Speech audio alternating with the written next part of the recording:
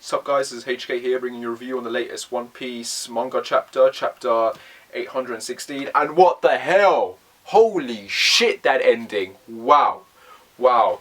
I mean, I didn't even know there was a chapter out now. I was just randomly browsing and there it is, like, posted 5 hours ago. Quickly read through it. I'm taking my sweet time with it and I get to the end and I'm like, what? What? Mind blown. Mind blown. This is why I love One Piece, man. Like, Oda knows how to do twists and cliffhangers. Holy shit, that was unexpected. Did any of us see that coming? How many chapters now since the arc has started have they said that if Kinemon and Kanjuro are seen on Zhao Island, that that the Straw Hats and them lot would be screwed, that the Ming tribe members would lose their shit over this and go after them, and instead we get this ending. I mean, holy crap. Basically, we find out that the Ming tribe members lied to Jack, and they were protecting Raiza, I don't know how to pronounce it, Raiza, who is on Zhao Island, and that the Mink tribe members are friends with Kinemon's family, or like the samurais and that. So holy shit, that was so unexpected. They nearly died. Like Usopp even points it out. He points out that these guys, the Mink tribes, he points out to Inosori and Nikomamushi, these guys nearly died for trying to protect this one guy.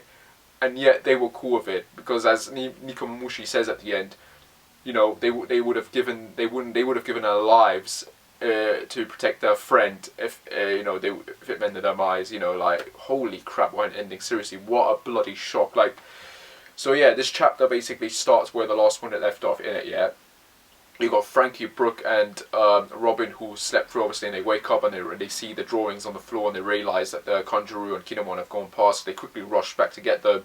You got the monkey, right, arriving at the capital and ringing the bell and notifying to Inosori in Nikomamushi that the samurai here. So you got both groups, the cats and dogs, heading to the capital and about to collide. And then you got Kanjuro and Kinemon in the forest, heading towards the capital, heading towards the sounds of the bells, and they reunite with Momonusuke, and they head on through, obviously, and then you cut to Luffy, Nami, and the others rushing to find these guys and stop them. And Luffy, like, he's just like, oh, the bell's ringing, does that mean, oh, and the samurai here, does that mean we're going to have another banquet? And Nami's just like, no, you idiot, that's not the bloody case, like, we need to get these guys before, otherwise we're going to be in bloody trouble. And then it gets to the halfway point, and you've got, where is it? Yeah, you've got Nikomamushi arriving first, and Pedro going up to scout the area to find them in it, and he sees Inosori coming, and he's trying to warn Nikomamushi that they should leave at this point, because obviously he knows what's going to happen next, and obviously the Duke and the Master, they see each other, and they confront each other, and they're throwing insults at one another. You know, Inosori's lost his leg, the Duke's lost his leg, and Nikomamushi's lost his hand, and we see flashbacks, we cut to flashbacks of their torture by Jack's men, and how they kept saying that Razor was not on this island, and how they're cowards for doing what they're doing, and it's pretty brutal, man, like, but still, the fact, like, it's just horrible, isn't it? Like, they lied, and we obviously, at this point, we don't realise it, but once we get to the end of the chapter, it's like, what? But you got these two, right? You got these two throwing insults and reminiscing about this, and then they decide to fucking kill each other, right? At this point, they're pissed off. You've got Kanjuro and Kinemon and Momonusuke arriving at that point, and the Straw Hats arrive just as they're about to, like, go out in the open, and they stop them from doing that, and they're telling them to be quiet and just to head back to the Sunny.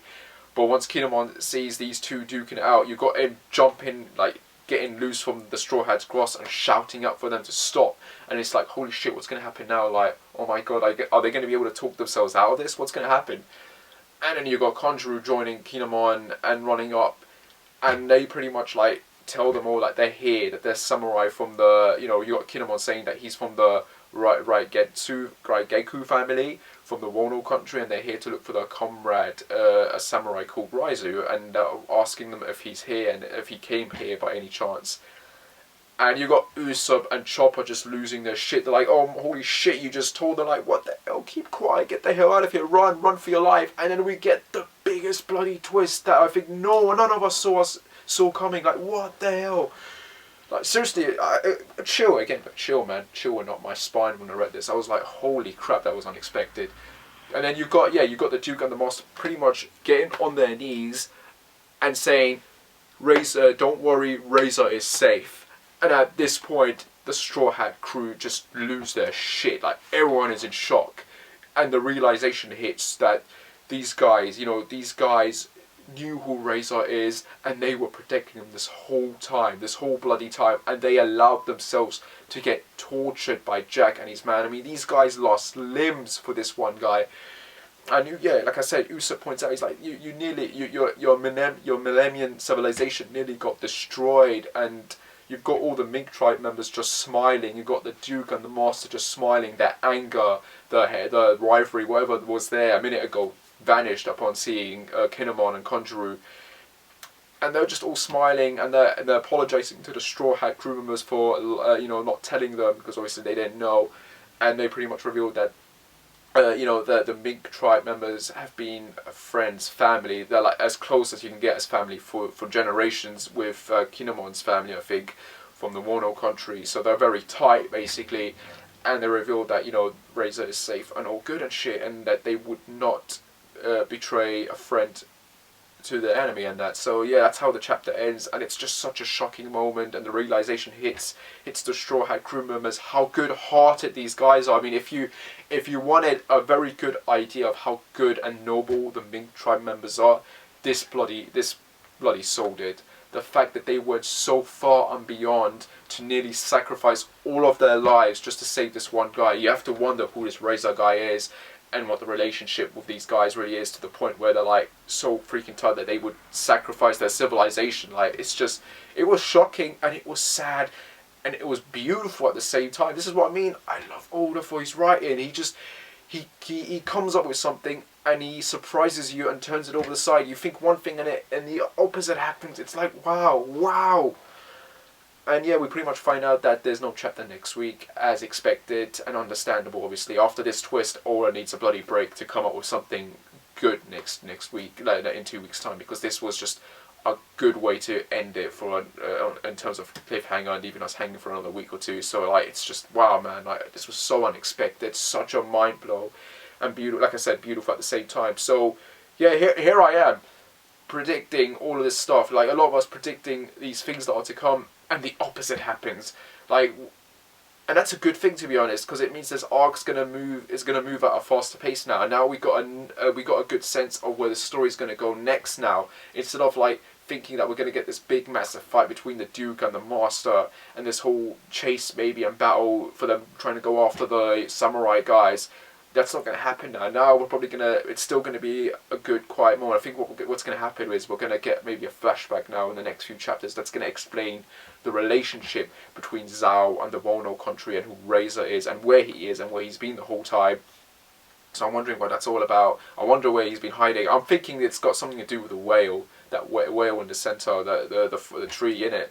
Maybe he's hiding inside there. We don't know, but I'm thinking that's got something to do with it, maybe. Because like, where else was he? Where could he be? He's probably inside the elephant. Actually, there's probably something similar to Lambo the whale in it, where they've built some sort of foundation where they can go inside the elephant. So maybe that's the case, and that's where Razor's been hiding. But yeah, man, this chapter, like, seriously, so unexpected. It's so beautifully done, like, brilliant. Kudos to Oda for that twist, man. I can't wait to see what happens next. I'm hoping everything sorts itself out. I'm hoping the Duke and the Master like stop bloody fighting it out and just relax and chill out for a second. And yeah, man, I just can't wait to see how this arc is going to end and where we're going to go next, because seriously, this was such an unexpected ending. But yeah, brilliant chapter, brilliant twist. Well done, Oda. You deserve your break. You take it, because man, you did it. You hit the nail today, man. Well done. Well done. Anyway, guys, I hope you liked that. Like, subscribe, and I shall see you when I shall see you again. Brilliant fucking chapter, man. Brilliant. One Piece for you. One Piece greatness. Yeah. Fucking brilliant.